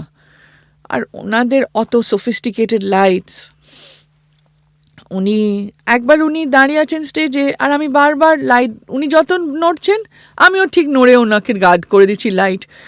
3-4 বার এরম করেছি। স্টেজ থেকে বেরিয়ে এসে এবং একটি অত্যন্ত বাজে গালাগাল আমাকে দিয়ে বললেন একটা লাথি মারবো, ওনাকে দাঁড়াতে জানে না কোথাও। কিন্তু ভাগ্যিস আমায় বকেছিলেন। আমি আর তারপর থেকে, তখন কত বয়স, 18, তারপর থেকে আজ অব্দি কারোর লাইট কাটিনি আমি। অনবদ্য। পৌলমিদি, সহ অভিনেতা হিসেবে বাবাকে পাওয়া কবে প্রথম? ঠিক তারপরে আমি বাপির সঙ্গে 2টো কাজ করলাম একটা হচ্ছে স্ত্রীর পত্রটা করলাম হিন্দিতে, সেটা ন্যাশনাল টেলিভিশনের জন্য আমি বিন্দু করেছিলাম, আর রূপা গাঙ্গুলি করেছিল মৃণাল, আর তারপর করলাম না মহাসিন্ধুর ওপার থেকে, তারপরে নীলকণ্ঠ করেছিলাম অনেক ওই সময়টাই। তারপরে সহ অভিনেতা হিসেবে বাবা কেমন? মানে আমি একদম শেষ অবধি যদি আসি, হোমা পাখি অবধি। মানে এই তো সেদিন আমার ডিরেকশনেই তো বাপি করলো, কালমৃগয়া, ফেরা, ঘটক বিদায়, এগুলো করলো। সহ অভিনেতা হিসেবে পাওয়া হচ্ছে মানে ভাগ্যের ব্যাপার। কেন বলছি? Not because he is Soumitra Chatterjee legend, ওইসব আমি বলছি না। একটা মানুষের ক্রাফট। অনির্বাণও এখানে বসে একই কথা বলেছে যে সৌমিত্র চট্টোপাধ্যায়ের ক্রাফট ভাবা যায় না। হ্যাঁ, এবং ওনার ক্রাফট, এবং উনি মঞ্চে দাঁড়িয়ে তোমার সহ অভিনেতাকে উনি যা সাহায্য করেছেন, আমি আজ অব্দি কাউকে পাইনি যে সহ অভিনেতাকে অতটা সাহায্য করতে পারে, আজ অব্দি পাইনি। কিভাবে উনি মানে ওনার, এবং আমি খুব সেটা নাচের ক্ষেত্রেও আমি দেখেছিলাম যে যেদিন মিউজিকটা, অনেক দিন হয় কি মিউজিকটা একটা লেভেল থাকে, কিন্তু এক একটা দিন দের ইজ সামথিং এক্সট্রা। আমি সবসময় সেগুলো ক্যাচ করি, মানে আমার খুব শরীরের মধ্যে ঢুকে যায়। আমি যখন দেখি যে আমার সামনে সৌমিত্র চট্টোপাধ্যায় ওরকম একটা অভিনয় করছে আমার তখন মনে হয় আমিও করব। মানে he has inspired me beyond believe. আমার মানে এটা ইগনাইট করা, হ্যাঁ, আমাকে ইগনাইট করেছেন, আলো জ্বালিয়ে দিয়েছেন, আমার মনের আলোটা জ্বালিয়ে দিয়েছেন উনি। এবং ওনাকে আমি পেয়েছি, আমি মানে কিভাবে, মানে আমি অভিনয়টা ভালো করেছি কারণ উনি মঞ্চে ছিলেন। আমি নিজে ক্রেডিট নিতে পারছি না, উনি আমাকে ইন্সপায়ার করেছেন। আত্মদীপ ভব, নিজেকে জ্বালিয়ে তোলার জন্য, নিজের দ্বীপ সব সময় মানে আমি দেখছি একটা অত বয়সের লোক, 2016 যখন শেষের দিকে, হোমা পাখি আমরা 2006 থেকে 16 করেছি, যখন শেষের দিকে আসছে হোমা পাখি, দেখছি উনি পারছেন না, কিন্তু যখন মঞ্চে উঠছেন তখন মনে হচ্ছে একটা মানে একটা বাঘ, একটা royal Bengal tiger in it's prime, মানে এবার মানে ঝাঁপ দেওয়ার জন্য সে রেডি। তখন আমার মনে হচ্ছে যে আমি তো ওখানে খরগোশ হলে চলবে না ভাই, আমাকেও রয়্যাল বেঙ্গল টাইগার হতেই হবে। উনি ওটা আমার মধ্যে জাগিয়েছেন। এটা অবশ্য আমার মাকেও আমি বলবো যে আমার যখন মা দেখলো যে আমি বাপির সঙ্গে নীলকণ্ঠ করতে যাচ্ছি, মা একদিন আমার ডেকে বলেছিল যে মিটিল, তোমার বাবা কিন্তু মানে তোমার বাবার মঞ্চের দাপট কিন্তু আলাদা, নাচের কথাটা মনে রাখো, তুমি যখন মঞ্চে ঢোকো তুমি কিভাবে নাচে ঢোকো। তখন আমি বললাম যে আমি তো জয় করতে ঢুকি, আমি মনে আছে আমি বলেছিলাম, কারণ মাই আমায় শিখিয়েছিল যে ইয়ামিনী কৃষ্ণমূর্তিকে দেখো, আমি ওটা সবসময় আমার মাথায় থাকতো যে ইয়ামিনী কৃষ্ণমূর্তির মতো আমি না স্টেজে ঢুকবো। মা বললো ওটা মাথায় রাখবে, যখন মঞ্চে থাকবে 1 ইঞ্চি দেবে না, সে তোমার বাবা হোক। তুমি তো বাপি বলতে অজ্ঞান, আমি একটু বাপি বলতে অজ্ঞান ছিলামই, বলছে কিন্তু ওটা তখন বাপি না, প্রতিপক্ষ, তুমি কিন্তু 1 ইঞ্চ জমি দেবে না, বিনা যুদ্ধে নাহি দিবে সূচগ্র মেদিনী। উনি অভিনয়ের লোক নন, উনি এটা না বললেও পারতেন। কি আমাকে বলেছিলেন যে তুমি কিন্তু লড়ে যাবে, পারো না পারো, যেদিন হেরেও যাবে সেদিনও মনে করবে যে লড়াই করে হেরেছিলাম, কিন্তু মঞ্চেও কোনোদিন লড়াইটা বন্ধ করবে না মঞ্চে না। কিন্তু আমার মাদেরও একটা গ্রুপ থিয়েটার ছিল প্রতিকৃতি, আমার মা ফাউন্ডার মেম্বার। আচ্ছা, তো মারা করতো, বাপি ওদের অনেক নাটক, বিধি ও ব্যতিক্রম ব্রেস্টের বাপি অনুবাদ করে ডিরেক্ট করে দিয়েছিল, ছোট বকুলপুরের যাত্রী, অনেক নাটক বাপি ওদের। পেশাদার অভিনয় উনি সেভাবে করেনি, পেশাদার না। তো যাই হোক, মা এটা আমায় শিখিয়েছিল যে তুমি তো বাপিকে দেখলে ভীষণ গলে যাও, বাপি বাপি মানে, আর বাপিও আমায় খুব ওটা, কিন্তু একদম না, কাজের জায়গায় এটা করবে না। পৌলমীদি, আমি যদি মুখোমুখির সময় থেকে ধরি, তারও অনেক আগে থেকে, মানে আমি পেশাদার অভিনয়, মঞ্চাভিনয় 3 দশক তো বটেই, আমি যদি পেশাদার মঞ্চে একদম কোটানকোট টাকা রোজগার প্রফেশন এই জায়গা থেকে ধরি, সিনেমা বা আজকের ওটিটি, এই যে বিবর্তনটা বা টিভি সিরিয়াল, এগুলি তোমাকে ততটা আকর্ষণ করলো না কেন? আমি জানি না কেন, মানে ওটিটি এখন আমাকে খুব আকর্ষণ করে। হুম সিনেমা আমার দেখতে তো ভীষণ ভালো লাগে, ওটা আমাদের বাড়ির একটা চলই ছিল যে সিনেমা দেখাটা একটা আমাদের বাড়ির প্র্যাকটিস ছিল। তুমি ছবিতে অভিনয় এলে না কেন সেভাবে? কারণ আমি তো মঞ্চ নিয়ে মানে নাচ নিয়ে খুব মত্ত ছিলাম অনেক দিন অবধি। তারপর আমি একটু কম বয়সে বিয়ে করি, আমার ছেলে মেয়ে হয়, ওদের নিয়ে তখন আমি নাচের স্কুল শুরু করলাম একটা, সেটা বেশ রমরম করে চলতো।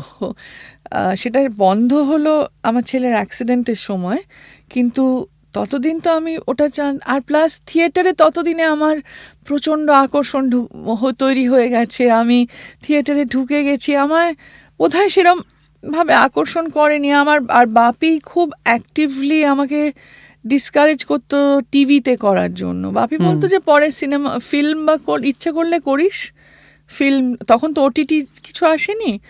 এখন ওটিটিতে সুযোগ এলে করবে? হ্যাঁ করব, না করার কিছু, আমার ওটিটি ভীষণ, আমি ওটাই আমার রিল্যাক্সেশন ওটিটি।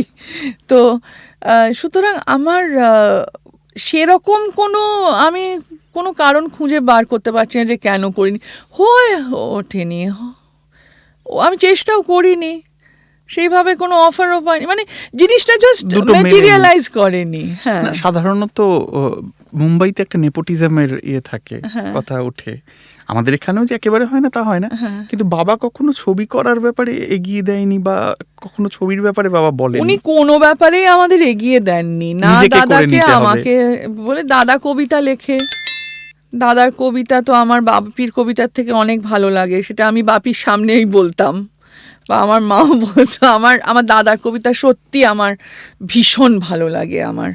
সুতরাং আমার দাদা কবিতা লেখে, সে তার নিজের মতো লেখে, আমি নেচেছি আমার নিজের মতো নেচেছি, যেদিন থিয়েটার করতে ইচ্ছে হয়েছে থিয়েটার করতে আমি চেয়েছি বাপির কাছে, বাপি দেখেছে আমি থিয়েটার ওনার সঙ্গে শুরু করিনি, আমি থিয়েটার স্কুল এবং উৎপল দত্তর ওখান থেকে শুরু করেছি, তো পরে ওনার সঙ্গে করেছি, এবং আমি নীলকণ্ঠ যে শুরু করি তাও একজনের রিপ্লেসমেন্ট হিসেবেই করি, আমি অরিজিনাল চয়েস ছিলাম না নীলকণ্ঠে। সুতরাং আমার ক্ষেত্রে নেপোটিজমটা ঠিক কাজ করেনি, এবং এত বকুনি খেতাম ওরে বাবা, প্রথম দিকে যখন নাটক করতে যেতাম বাপির কাছে প্রথম দু একটা নাটকে, এত বকুনি খেয়েছি যে যাই না, নেপোটিজম আমার ক্ষেত্রে তো আমার মনে হয় না কাজ করেছে। না প্রশ্ন নেই, কাজ করলে তো তুমি ছবিতে অভিনয় করতে। হ্যাঁ, ছবিতে করতাম, বা আমাকে পুশ করা হতো এটা করো ওটা করার জন্য। আমাদের বাড়ির চলটাই ওরকম ছিল না, বললাম না আমরা খুবই মধ্যবিত্ত, খুবই সাধারণ ছিলাম, এখনো খুবই সাধারণই আছি আমি দাদা আমরা খুবই সাধারণ, আমরা সাধারণ জীবনযাত্রা আমাদের। একদম আজকের পরিস্থিতিতে চলে আসি, এই যে তুমি পেশাটা বেছে নিলে, নাচ একটা দিকে অনেক দিন থেকেছে, আর পার্মানেন্টলি থেকেছে, থাকবে থিয়েটার। আদতে আজকে থিয়েটার করে একটা ঠিকঠাক সংসার, তোমার প্রতিকূলতা একজন গড় বাঙালির থেকে অনেক বেশি, সেটা আমি পরে আসবো, কিন্তু ধরা যাক একটা গড় বাঙালির যে যার একটা সাধারণ ছিমছাম অ্যাম্বিশন আছে, এই মুহূর্তে কলকাতা থিয়েটার কি সেই রকমভাবে আর্থিকভাবে স্বাচ্ছল্য দিতে পারে? না, পারে না, একদমই পারে না, এটা মানে পরিষ্কার গোটাভাবে বলছি, পারে না। আমার সুবিধে আছে যে আমার মাথার উপর একটা ছাদ আছে, বাড়ি ভাড়া দিতে হয় না, এবং একটা সেভিংস আছে, আমি পরিষ্কার সত্যি কথা বলছি তোমাকে, একটা সেভিংস আছে যেখান থেকে আমি বেসিক আমার যে রিকোয়ারমেন্ট সেই চলে যায়। এবং একটা সুবিধে যে আমরা যেটা আগেই বললাম, আমরা যেহেতু সাধারণভাবে থাকি, আমরা যেহেতু কোনো বড় লাক্সারি কিছু নেই, সুতরাং আমাদের অসুবিধে হয় না। হ্যাঁ, এবং আমার ছেলে যখন রোজগার করছিল, আমার মেয়ে এখনও রোজগার করছে, তারা দুজনেই খুবই সক্ষম, আমার ছেলে খুব সক্ষম ছিল, আমার মেয়ে এখনও খুব সক্ষম, টাচউড। তারা তাদের রোজগার করে, তাদের দেখতে হয়নি কোনো দিন আমাকে। তারা অনেক ছোট বয়স থেকে রোজগার করেছে, তারা সাহায্য করেছে। কিন্তু থিয়েটার করে হয় না। হ্যাঁ, কিছুটা হয়। আমার হচ্ছে থিয়েটার হচ্ছে আমার, কি বলবো, থিয়েটার করে লিভিং। মানে মানে মানে আমাকে বলতে পারো যে আমার এক্সট্রাগুলো থিয়েটার দেয়। ও, তার মানে এটা উপরি। হ্যাঁ, কিন্তু বেসিকটা না। বেসিক যদি তাহলে আমার পরের থিয়েটার প্রজন্ম করতে কি হতো, থিয়েটার করতে আসবে? আমার তো মনে হয় মেখোলাদের না। প্রজন্ম। আমি তো সেটাই ভাবি যে যতক্ষণ মানে থিয়েটার একটা ইন্ডাস্ট্রি না হয়, যেমন আমি বিদেশে গিয়েছিলাম যখন হোমা পাখি করতে এবং তারপরে গিয়েছিলাম তৃতীয় অঙ্ক অতএব করতে, তখন আমি দেখেছিলাম থিয়েটারটা কিভাবে, থিয়েটারটা একটা পুরো ইন্ডাস্ট্রি। মানে বড় বড় ফিল্ম স্টার 2 বছর 3 বছর না সিনেমায় অভিনয় করছেন না, তারা থিয়েটার করছেন। থিয়েটার থেকে তারা সেই রোজগারটা পাচ্ছেন বলেই তো তারা করছেন। আমি অনির্বাণকে, ব্রাত্যদাকে, যারাই নাটকের এখানে আসেন, আমি আমার এই উদ্বেগের জায়গাটা থেকে আমি তাদেরকে একটা প্রশ্ন করি, তোমাকেও আমি একই প্রশ্ন করছি। থিয়েটারকে একটা ওটিটি স্পেসে পরিণত করা যায় না? মানে একটা ছাতা যেখানে সবার থিয়েটার থাকবে, এটার লক্ষ্যটা কি? ধরা যাক একটা লোক নিউ ইয়র্কে থাকে, তার অর্থনীতি আর আমার অর্থনীতির ফারাক আছে, নিশ্চয়ই। সে এখানে এসে থিয়েটার দেখতে পারে না, একমাত্র পুজোর সময় হয়তো তার ওখানে একটা দল গেল কালে ভদ্রে। কিন্তু সে সারা বছর, সে বাঙালি, সে রুটেড, সে সারা বছর থিয়েটার দেখতে চায়, সে থিয়েটারের জন্য একটা পয়সা খরচ করতে পারে, যেমন সে খাওয়ার জন্য একটা পয়সা খরচ করে।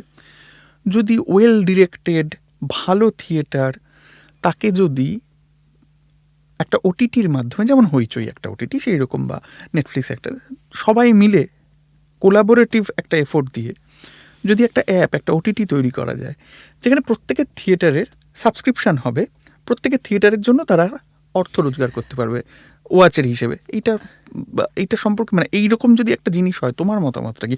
অনির্বাণ বলেছেন এটা এটা করা যায় না, কারণ থিয়েটার একবার দেখার, লাইভ দেখার।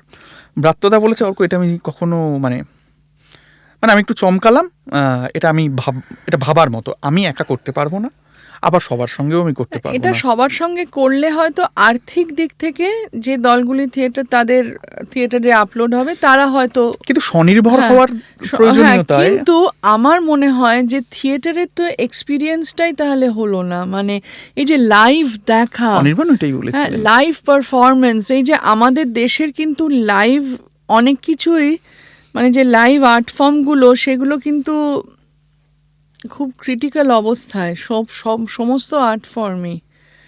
হ্যাঁ, ছৌ তো শুধু এখন মানে সবাই ভাসানে নিয়ে আসছে, এখানে নিয়ে আসছে, ওখানে নিয়ে আসছে, এবং থিয়েটারের গ্রান্ট তাও যে কতদিন থাকবে সে বিষয়ে কোনো যথেষ্ট কিছু সন্দেহ মানে আছে। থিয়েটারের গ্রান্ট ইজ খুব অনিশ্চিত। আরেকটা হচ্ছে যে আমার মনে হয় যেটা আগে ছিল যে পাবলিক থিয়েটার, আমি তো পাবলিক থিয়েটারে অভিনয় করেছি, নীলকণ্ঠ করেছি, রংমহলে করেছি, বিশ্বরূপায় করেছি, আমরা মাইনে পেতাম, মাইনে পেতাম। আজকে রেপোর্টারির ছেলেপিলের অবস্থা। হ্যাঁ, কিন্তু এই সিস্টেমটা যদি আমরা করতে পারি, আবার যদি কোনোভাবে চালু করা যায় যে মাইনে করে থিয়েটার করা, এই মাইনেটা কারা দেবে? সরকার? সরকার বা কোনো প্রাইভেট কোনো এন্টারপ্রেনিয়র, সরকারের ধরো সাপোর্ট থাকলো, কিন্তু প্রাইভেট কোনো কোম্পানি যদি এগিয়ে আসে, এইগুলো হচ্ছে সব কি বলো মানে নানা রকম র্যান্ডম চিন্তা ভাবনা। এই নিয়ে আমি অনেক ভেবেছি যে কোন পথে গেলে একটা সাস্টেনেবল একটা জায়গায় আমরা আসতে পারি। না হলে তো এটা কবিতার মতো মাইনর আর্ট হয়ে যাবে। মাইনর আর্ট হয়ে যাবে। এই যেমন সবকিছুই আমি একটা ছেলে দেখছি, আলো কেন করবে? কেন আলো করবে? অথচ কাজটা অত্যন্ত তাপস্যে আলো করেছে, সে সেই লিগেসিটা বহন করলেই করতে পারতো যদি সে অর্থটা পেত। এইটাই হচ্ছে ব্যাপার। মুখোমুখিতে এই মুহূর্তে কতজন সদস্য রয়েছেন? মুখোমুখিতে রয়েছে মানে একদম কোর মেম্বার হচ্ছে 15 জন, মানে আচ্ছা। কোর যাদের নামে গ্রান্ট আসে। কটা থিয়েটার অনগোয়িং চলছে? মুখোমুখিতে 1 2 3 4খানা। 4খানা। বছরে কটা প্রযোজনা, কটা মঞ্চ হয় মোটামুটি? অনেকগুলোই হয়, অনেকগুলো হয়। 100-র বেশি? না 100-র বেশি তো হয় না, অতটা হয় না, কিন্তু অনেকগুলোই হয় যেটা আমাদের সত্যি সাস্টেন করে। মানে অনেকগুলো হয়। মুখোমুখি অন্যান্য দলের থেকে একটু বেশি করে, কারণ আমাদের যিনি মুখোমুখির কর্ণধার, যিনি মুখোমুখি তৈরি করেছিলেন, বিলু বিলু দত্ত। দত্ত। বিলু খুব এন্টারপ্রাইজিং এইসব ব্যাপারে। আমি একদমই নই। আমি নাটকটা নামিয়ে দিয়ে হাত পা তুলে বসে রইলাম, ওই ব্যাস ওইটুকু অবধি আমার দৌড়। কিন্তু মুখোমুখিটা বিলু এগিয়ে গায়ের জোরে নিয়ে যাচ্ছে। ইনফ্যাক্ট বিলুর গায়ের জোরে আমরা অনেকেই করে কমে খাচ্ছি। Thanks to him. একদম থ্যাঙ্কস টু বিলু। পৌলমীদি, রবীন্দ্রনাথের কথা আমি কথাটায় আসতে চাইছিলাম না, কিন্তু আমাদের উপায় নেই, আসতে হবে। রবীন্দ্রনাথের কথা জানি যে সারা জীবন কত দুঃখ পেয়েছেন, একের পর এক প্রিয়জনকে তার মৃত্যু তাকে দেখতে হয়েছে, শোক সইবার শক্তি অর্জন করতে হয়েছে। শমীন্দ্রনাথ মারা যাচ্ছেন পাশের ঘরে, রবীন্দ্রনাথ পাশের ঘরে বসে সমাধিস্থ হয়ে রয়েছেন, দেখতে চাইছেন না।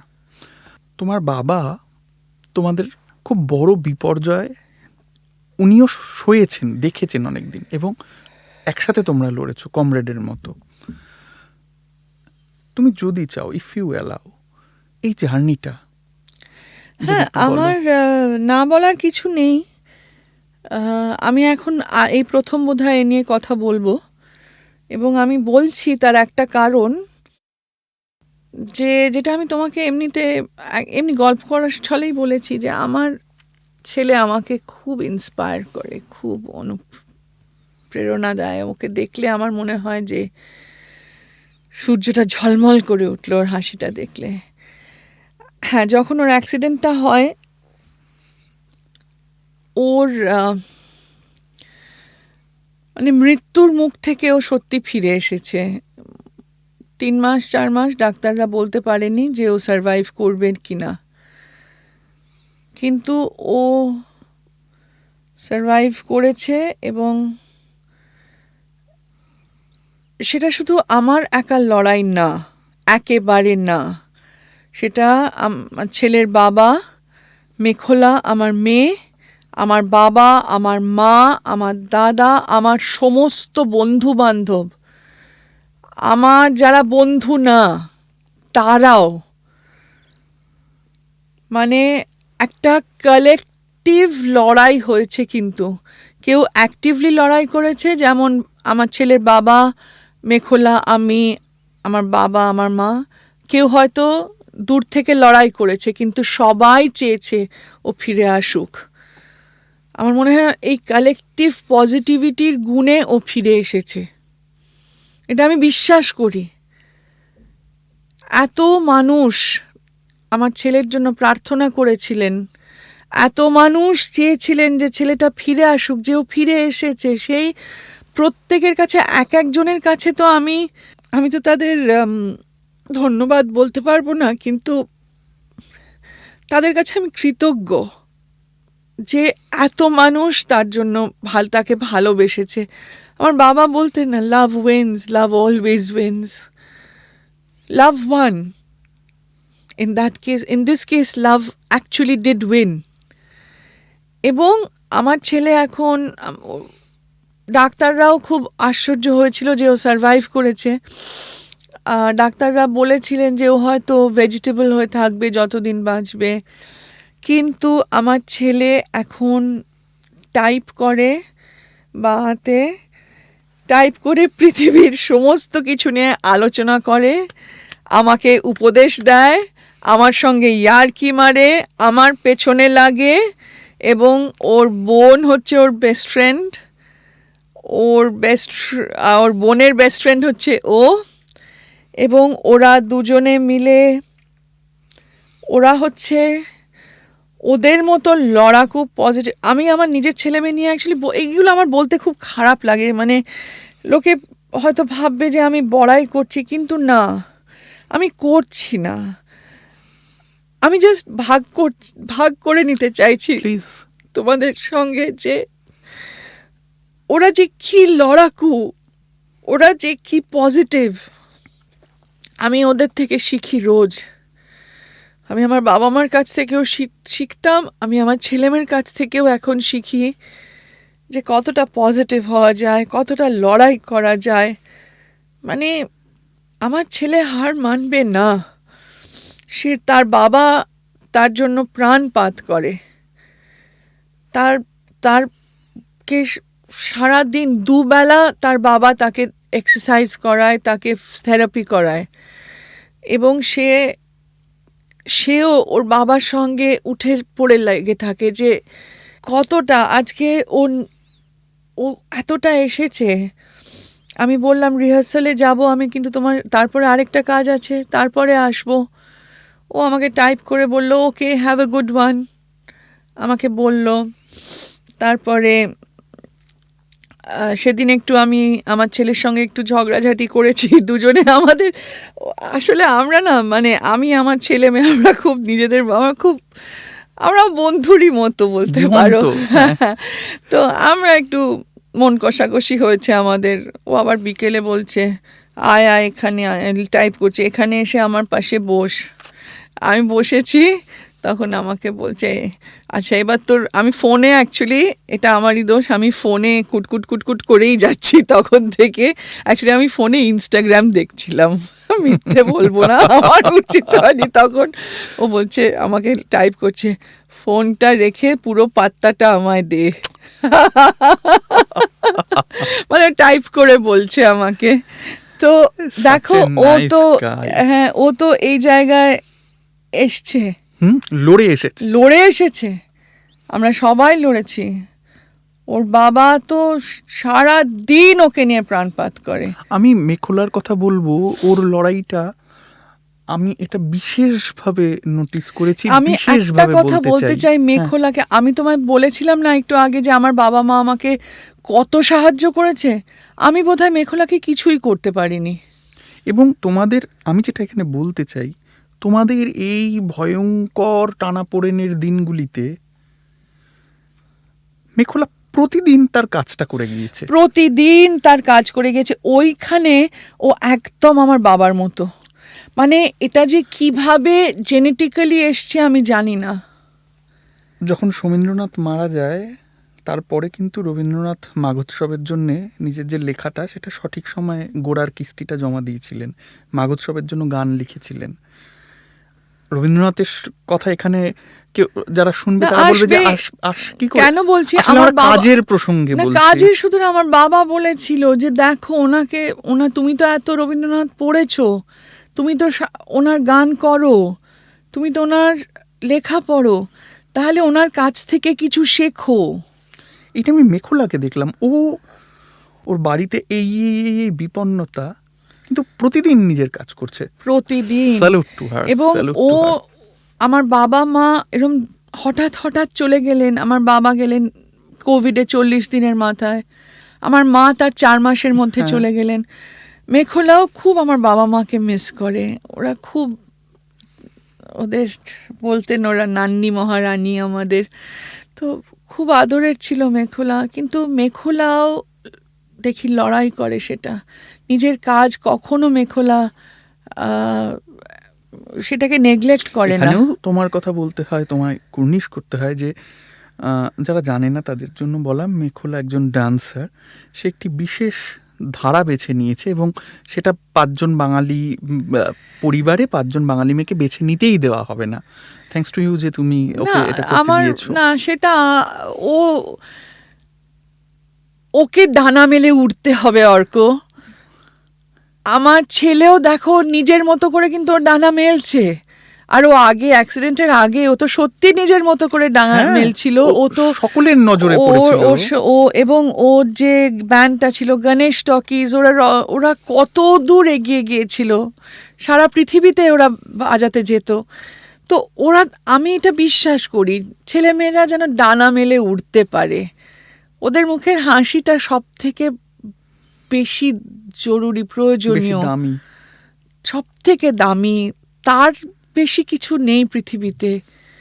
মেখলা যদি নেচে, ও যেটা নাচতে চায়, মেখলা ওয়াকিং করে, ও যদি সেটা করে ওর মুখে হাসি ফোটে, ও যদি আনন্দে থাকে, তার থেকে বেশি আনন্দ তো আমার হবে না। মেখলার আনন্দতেই আমার আনন্দ।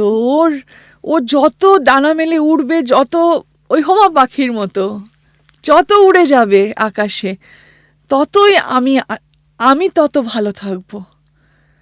শেষের দিকে এসে গেছি, আমি শেষ প্রশ্নে যাব। হ্যাঁ। সৌমিত্র চট্টোপাধ্যায়ের এত লেখা, একবার তুমি আমাকে গল্পের ছলে বলেছিলে যে জন্মদিনে সবাইকে একটা করে কবিতা লিখে দিতেন। এত লেখা, এত টুকরো টাকরা, তার ব্যবহৃত সামগ্রী, এই সমস্ত নিয়ে আমি পড়েছিলাম যে একটা সংগ্রহশালার কথা সম্ভবত ভাবা হচ্ছে। এই বিষয়টা কত দূরে গিয়েছে? এটা আমরা প্রথমে যেটা চেষ্টা করছি, এটা ডিজিটাল আর্কাইভ করতে। আচ্ছা, আম, ওই ministry of information technology and ইলেকট্রনিক্সের সাহায্য নিচ্ছি। তাদের সাহায্যে এটা করছি, ডিজিটাল একটা আর্কাইভ। আর পরে যদি আমি পারি, যদি কোনো জায়গা পাই, তাহলে এটা কি পশ্চিমবঙ্গ সরকারকে জানানো হয়েছে? না, আমি জানাইনি এখনো। মানে আগে ডিজিটাল আর্কাইভটা করে ফেলি, যাতে জিনিসগুলো বেঁচে যায়, তারপরে যদি করা যায় করব। সৌমিত্র রেট্রোস্পেকটিভ, সেটা তো অনেকে করেছে, করছেও, এবং মনে হয় ফিল্ম সোসাইটিরা পরে করবেও। ফিল্মের দিকটায় আমি ঠিক নাক গলাচ্ছি না বা হাত দিচ্ছি না, কারণ সেটা একটা বড় আয়োজন। যেই বড় আয়োজনটা হয়তো আমার একার পক্ষে করে ওঠা সম্ভব হবে না, কিন্তু কেউ যদি আমার সাহায্য চায়, আমি সব সময় আছি। ওর অপ্রকাশিত লেখালেখি সেগুলি রয়েছে সযত্নে? এবার বলি, ওনার প্রায় অপ্রকাশিত লেখালেখি প্রায় কিছুই আর নেই। আচ্ছা, হ্যাঁ, যেটা লাস্ট ছিল সেটাও সিগনেট প্রেস থেকে বেরিয়েছে।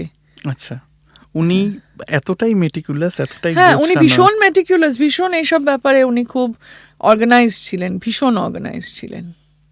আজকে মুখোমুখি করতে হচ্ছে ওকে ছাড়া, কিন্তু ওর ছায়া রয়েছে। হ্যাঁ, ওকে ওই ছায়াটায় দাঁড়িয়ে আগামী 5-7-10 বছর মুখোমুখি নিয়ে তোমার প্রজেকশন, তোমার ভাবনা, এটা দিয়ে যদি শেষ করতে পারি আজকে। হ্যাঁ, আমার তো ভাবনা আছে, ওনার কাজ তো আমি করবই। আমার ইচ্ছে আছে আমি মুখোমুখিতে আমাদের পরের প্রজন্মকে আমি একটু আহ্বান জানাতে চাই, তাদের দিয়ে কাজ করাতে চাই। কারণ আমাদের তো এই বয়সে এসে একটা কোথাও স্ট্যাগনেশন হয়েছে, একটা কোথাও আমরা থমকে গেছি। কি কারণ বাপি সবসময়, আমি বাপির মতোই বিশ্বাস করি, নূতন যৌবনেরই দূত, ওদের নিয়ে আমি বিশ্বাস করি। এই যে আমি আজকে যাদের সঙ্গে অভিনয় করছি, এই যে রিহার্সালটা থেকে এলাম, সব একদল বাচ্চা বাচ্চা ছেলে মেয়ে, কলকাতার রমরমা। ওদের আমি তো মনে করি যে এরকম আরও অনেক, আমার ইচ্ছে আছে মুখোমুখি খুব ক্রিয়েটিভলি, খুব নতুন কাজ করুক। এবং সেই কাজটা আমার ইচ্ছে আছে যদি শুধু থিয়েটারে আবদ্ধ না থেকে, যেহেতু আমার ব্যাকগ্রাউন্ডটা নাচের, নানা রকম আর্ট ফর্মকে ইনক্লুড করে কাজ হোক, specially dance, Kathakali. It's a dance drama. আমার ওই নিয়ে কাজ করার আমার ইচ্ছে আছে। মেখলা সাহায্য করতে পারে? সে কি মেখলার করার খুব ইচ্ছে, একটা কাজ আমার সঙ্গে ও ডিরেক্ট করতে চায়। আমি বলেছি নিশ্চয়ই, কিন্তু ও বলছে যে আমাকে একটু সময় দাও, আমি নিজে মানসিকভাবে ওই জায়গাটা পৌঁছে আমি তোমার সঙ্গে কাজ করতে চাই। আমি বললাম নিশ্চয়ই, কিন্তু একটু তাড়াতাড়ি করো, আমি খুব শিগগিরই বুড়ি হচ্ছি, আমি যাতে একটু মানে আমি যতদিন পারবো জানে, তুমি আর একটু তাড়াতাড়ি মনস্থিরটা করে ফেলো। কিন্তু ও কাজ করতে চায়, ও কাজ করতে চায়। ও একটা নাচ নিয়ে ও একটা প্রোডাকশন করতে চায়, নাচের ওপর ভিত্তি করে, বেস করে। ওর এই পরিকল্পনা বাস্তবায়িত হোক। আমরা আসলে একজন প্রতিভাবান মানুষ, একজন আলোকিত মানুষ, তার পরবর্তী প্রজন্মকে সাধারণত বেশিরভাগ ক্ষেত্রে নষ্ট ভ্রষ্ট অবস্থায় দেখি। তারা ওই আলোর ছটাটা সামলাতে পারে না। কিন্তু এইটা একটা বিরল ঘটনা যে তোমরা সকলে, এমনকি তোমার প্রজন্মের পরের প্রজন্ম, যে আলোটার কথা আমরা গোটা পডকাস্টটা জুড়ে বললাম, সেই আলোটা তোমরা তোমাদের মতো করে বহন করে নিয়ে যাচ্ছ, যে আলোটা সৌমিত্র জ্বালিয়ে দিয়েছেন। তো সেই আলোটা জ্বলুক, মুখোমুখি এগিয়ে যাক। অনেক অনেক শুভেচ্ছা তোমাকে, রণদীপকে, মেখলাকে, মুখোমুখিকে জানি। থ্যাংক আমি ইউ। এখানে একটা কথা বলবো, Please. আমি বারবার বলি আমরা কিন্তু এটা সম্ভব হয়েছে কারণ আমার বাবা মা বেসিক্যালি মধ্যবিত্ত সাধারণ মানুষ ছিলেন, আমরাও তাই, আমার ছেলে মেয়েও তাই। আমাদের সাধারণত্বটা থাকুক। আমাদের বোধহয় বাঁচিয়ে দিয়েছে, সত্যি কথা বলছি, ওটা আমাদের বাঁচিয়ে দিয়েছে। নইলে হয়তো আমরা ছিটকে যেতাম, ছড়িয়ে ছিটিয়ে থাকতাম, কিন্তু ওইটা না আমাদের খুব গ্রাউন্ডেড করে রেখেছে। আমাদের এই মাটি ছুঁয়ে থাকা হ্যাঁ। থাকুক। আশা করি আবার আমরা আরেকটা পডকাস্টে দেখা করব। নিশ্চয়ই, ভালো থেকো নিশ্চয়ই। পৌলমীদি। Thank you. তুমিও খুব ভালো থেকো, আর আমাকে এখানে ডাকার জন্য থ্যাংক ইউ, আমার খুব ভালো লাগলো। Thank you, thank you. বন্ধুরা, আজকের এপিসোড কেমন লাগলো? আপনারা তো জানেন, গত 1 বছরের বেশি সময় আমরা ধারাবাহিকভাবে এই অনুষ্ঠান অর্কর ঠেক আপনাদের সামনে নিয়ে আসছি। শুধু কলকাতা শহর নয়, আমরা ভারত বাংলাদেশ 2 দেশেই এই আড্ডা বসিয়েছি। আমরা চাই এই আড্ডা আরও দীর্ঘ সময় চালিয়ে নিয়ে যেতে, দীর্ঘতর বাদানুবাদের মধ্যে দিয়ে বাঙালির সংস্কৃতির মণিমুক্ত আপনাদের সামনে তুলে ধরতে। বিশ্বাস করি গত 1 বছরের বেশি সময়ে আমরা আসলে একটা পরিবার তৈরি করতে পেরেছি। এই কমিউনিটির কাছে এখন কিছু চাওয়ার সময়, একটা ছোট্ট দাবি জানানোর সময়। আমরা চাই আমার আবদার স্রেফ শ্রোতা না হয়ে থেকে আমাদের এই পরিবারের সদস্য হন। আপনাদের সদস্য পদ, আপনাদের মেম্বারশিপ আমাদের এগিয়ে যেতে, আমাদের এই অনুষ্ঠানকে আরও ভালো করতে সাহায্য করবে। আমরা অনুপ্রেরণা পাব, আমরা আরও ভালো করার সাহস পাব, আমাদের অনুষ্ঠানের ব্যাপ্তি বাড়বে। আমাদের সদস্য হন। আশা করি অতীতের মতোই আপনাদের নিরাশ করব না। ভালো থাকুন, শুনতে থাকুন শোনো না, অর্ক ঠেকের সঙ্গে থাকুন।